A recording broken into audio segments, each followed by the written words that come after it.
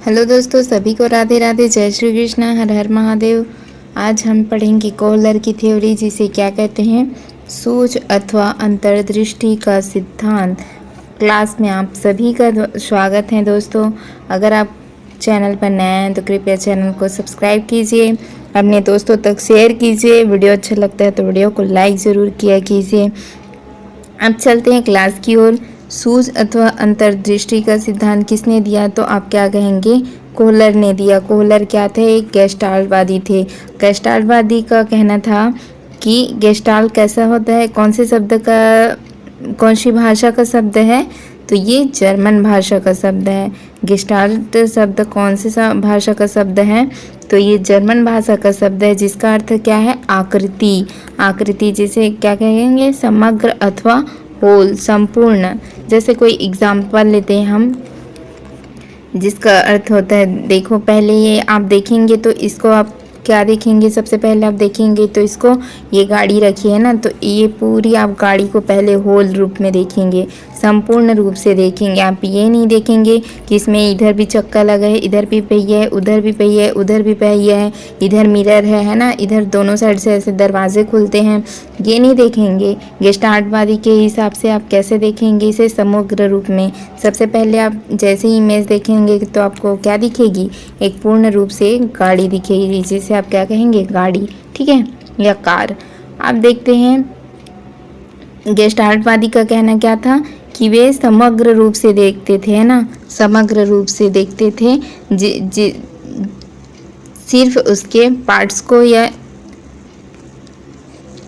उसके एक पार्ट्स को नहीं, बल्कि क्या, एक पूरे समग्र रूप से देखते थे ना, होल रूप में देखते थे।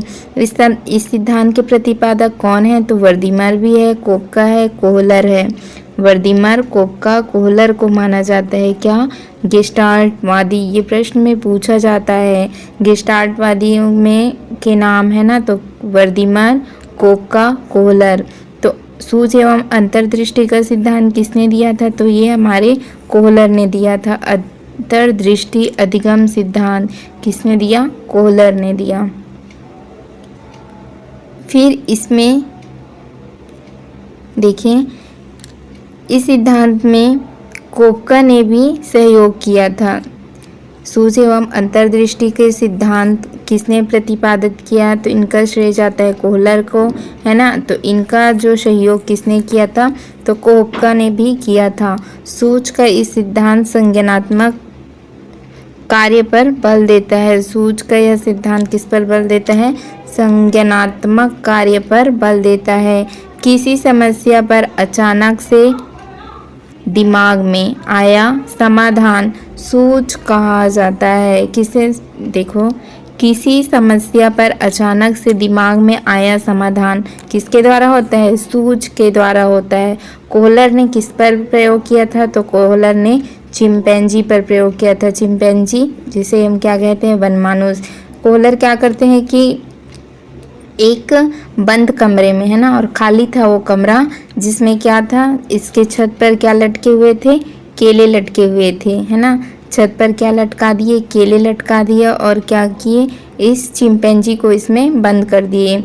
देखो यहाँ पर क्या लटके हुए हैं, केले। छत पर क्या लटके थे, केले। अब ये चिंपैंजी यहाँ तक पहुँच नहीं पा रहा था, क्यों, क्योंकि ये केले की ऊंचाई बहुत ज़्यादा थी। फिर क्या किया कोहलर ने, फिर उन्होंने वहाँ एक छड़ी रख दी। फिर उन्होंने क्या रखी, एक छड़ी रख दी, है ना। फिर उस छड़ी की सहायता से क्या किया, वो केले को पकड़ने की कोशिश की, लेकिन ऊंचाई अधिक होने के कारण वह केले तक फिर नहीं पहुंच पाया। फिर क्या किया उसने, एक बॉक्स रख दिया। फिर उसने क्या किया, कोहलर ने वहाँ एक बॉक्स रख दिया। देखो यहाँ पर रखा है बॉक्स, है ना। तो इस बॉक्स पर चढ़कर और छड़ी की सहायता से इस बॉक्स पर चिंपैंजी चढ़ता है, और इस छड़ी की सहायता से क्या करता है, केले को तोड़ लेता है, केले को प्राप्त कर लेता है, केले को यहाँ से प्राप्त कर लेता है। तो ये था हमारा कोहलर का प्रयोग। उसने किस पर प्रयोग किया? तो चिंपैंजी, जिसे क्या कहते हैं? वनमानुष। उसने बंद कमरे पर चिंपैंजी को क्या कर लिया? कैद कर लिया। छत पर उन्होंने क्या लटकाए? केले। वहाँ रख दिए छड़ी और ऊंचाई अधिक होने के कारण केले तक वह नहीं पहुँच पाया। फिर उसने क्या रखा? वहाँ एक बॉक्स रखा। फिर इस बॉक्स पर चढ़कर इस छड़ी की सहायता से क्या किया? वह केला प्राप्त कर लेता है, जैसा कि आप इमेज में देख रहे हैं, है ना। तो ये था हमारा कोहलर का प्रयोग। किस पर प्रयोग किया था? तो चिंपैंजी पर।